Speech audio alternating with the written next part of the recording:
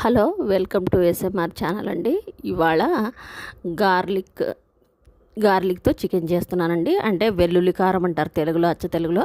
వెల్లుల్లి కారంతో చికెన్, ఇంకేం మసాలాలు లేదండి. ఉల్లిపాయ తాళింపుకి వేసి చికెన్ని బాగా 2 టైమ్స్ వాష్ చేసుకున్న చికెన్ని వేసి, ఉల్లిపాయ వేగడానికి టేబుల్ సాల్ట్ ఒక చిన్న స్పూన్ వేసాను, చిన్న స్పూను పసుపు వేసి చికెన్ని బాగా వేయించుకొని, తర్వాత ఒక పెద్ద గ్లాస్తో ఒక గ్లాస్ నీళ్లు పోసాను చికెన్ ఉడకడానికి.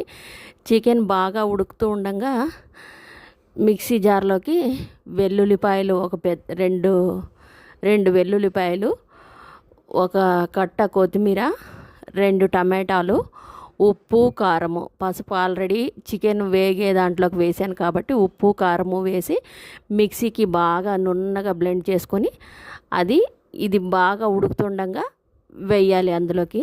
అంతే, ఇంకా మసాలాలు ఏం అక్కర్లేదు. దీన్ని బాగా ఉడికించుకోవాలి ఒక 10 మినిట్స్.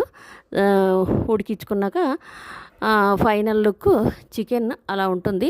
మసాలాలు ఏమీ ఉండవండి. ఇది ప్లెయిన్ రైస్లోకి, చపాతీలోకి, జొన్న రొట్టెలోకి, సైడ్ డిష్గా పప్పుచారులోకి చాలా బాగుంటుంది. పప్పుచారులోకి అయితే ఎక్సలెంట్గా ఉంటుంది.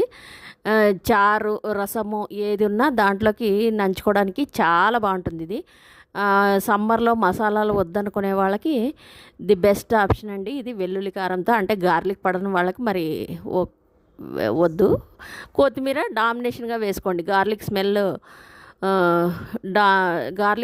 డామినేటెడ్ పోవాలంటే కొత్తిమీర స్మెల్ డామినేట్ చేసేటట్టు కొత్తిమీర దండిగా వేసుకోండి.